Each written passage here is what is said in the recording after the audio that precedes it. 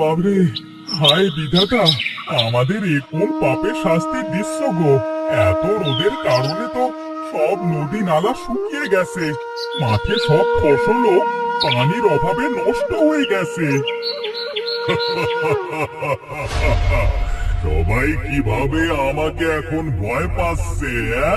বাবা বাবা বাবা, তুমি এটা ঠিক করছো না সূর্য। তোমার তাপে সকল নদী নালা শুকিয়ে গেছে, গাছগুলা পানির অভাবে মারা গেছে, সবার অনেক কষ্ট হচ্ছে। তুমি তোমার তাপ কমিয়ে দাও। আমি কেন তোর কথা শুনতে যাব শুনে? আমি এই আকাশের রাজা, আমি যা চাইব তাই হবে। তুই যা তো এখান থেকে, যা।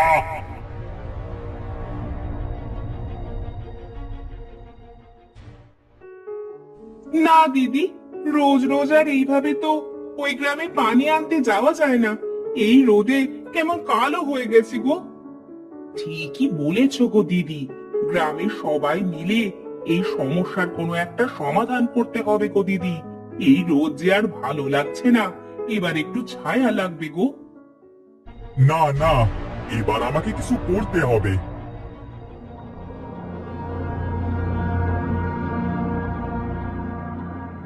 কিরে, তুই আবার কেন এসেছিস আমার কাছে শুনি? কি বলতে চাস? তুমি যদি আকাশের রাজা হও, তাহলে আমিও মেঘের রাজা। তুমি দেখো এবার আমি কি করতে পারি। তাই নাকি?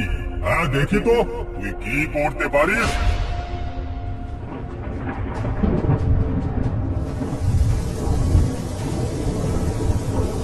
বাহ বাহ, অনেকদিন পর আমরা সবাই একটু বৃষ্টি পেয়েছি। আহ, কি শান্তি।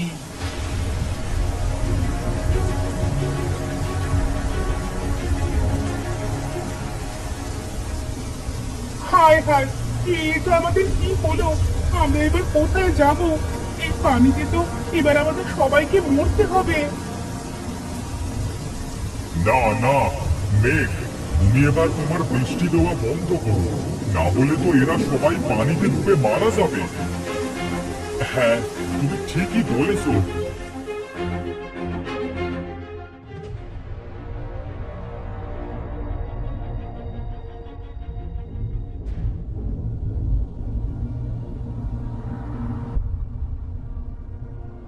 তোমরা এটা কি করছো?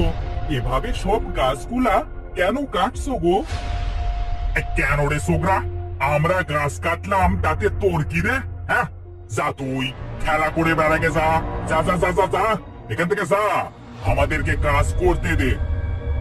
না না, তোমরা এটা ঠিক করছো না গো। তোমরা জানো না এই গাছ আমাদেরকে ছায়া দেয়, আর তোমরা এইভাবে গাছ কাটছো। কেটো না গো, কেটো না গাছ। না, আরে এই ছেলে তো দেখছি জ্বালিয়ে মারলো। এই, তুই এখান থেকে যাবি না ধরে ঠ্যাঙাবো? কিরে?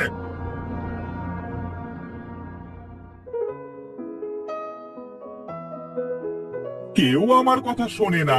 আমি ছোট বলে সবাই আমাকে এড়িয়ে চলে।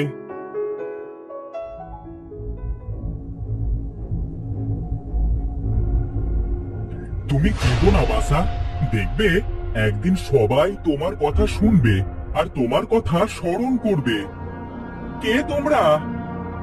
আমরা মেঘ আর সূর্য। তোমরা তো ওই আকাশে থাকো, তাহলে এখানে কি করে এলে গো? আমরা তোমার জন্য এখানে এসেছি। তুমি অনেক ভালো, তুমি ভেবো না, সব ঠিক হয়ে যাবে।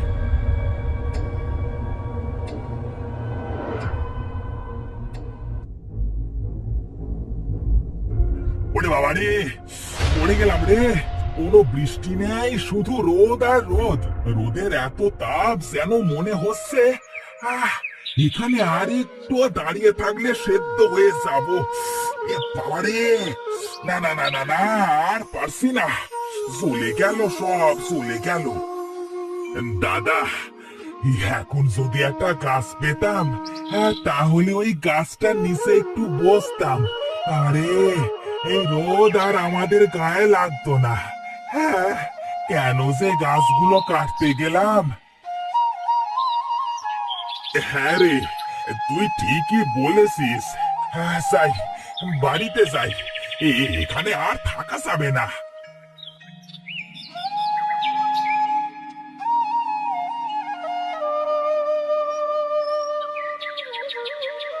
গিন্নি, ও গিন্নি, আমাকে একটু জল দাও তো।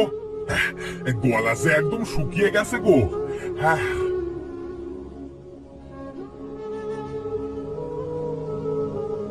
বলি জল কোথা থেকে পাবো শুনি? গ্রামে কোথাও কোনো জল নেই, এবার জল না খেয়ে মরতে হবে। কি বলছো গো গিন্নি? আবে, চলো তো গিন্নি, গ্রামের সবাইকে ডেকে নিয়ে বিধাতার কাছে প্রার্থনা করি। হ্যাঁ, চলো চলো।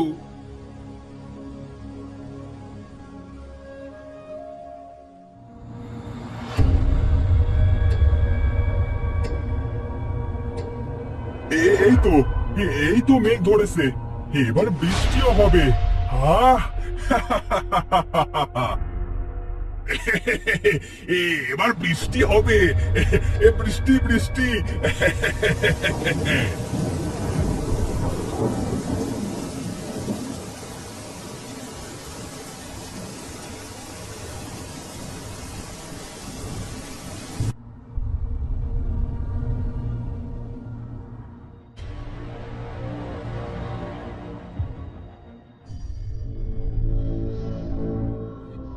না না, আর পারা যায় না।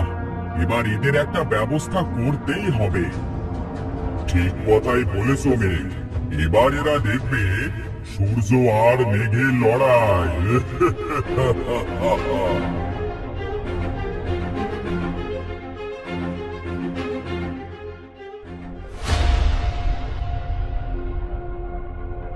আমি বলেছিলাম, তোমরা কেউ আমার কথা শোনোনি। এখন কি করবে তোমরা? তবে রে, দাঁড়া, তোকে আজ মেরেই ফেলবো। তোর জন্য আমাদের এই অবস্থা।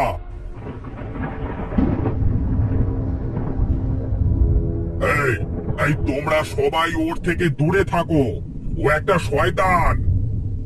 আমি তোমাদের কোনো খারাপ করব না গো, আমি তোমাদেরকে এই বিপদ থেকে বাঁচাতে পারবো গো। তুই তুই আমাদেরকে কিভাবে বাঁচাবি শুনি?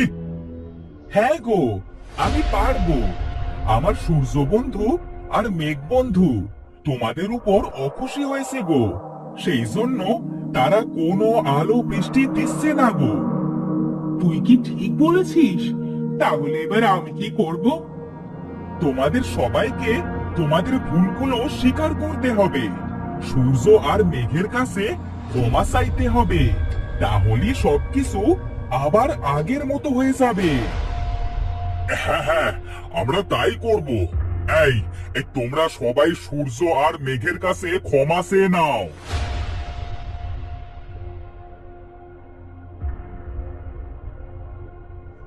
মেঘ বন্ধু, তুমি আমাকে মাফ করে দাও।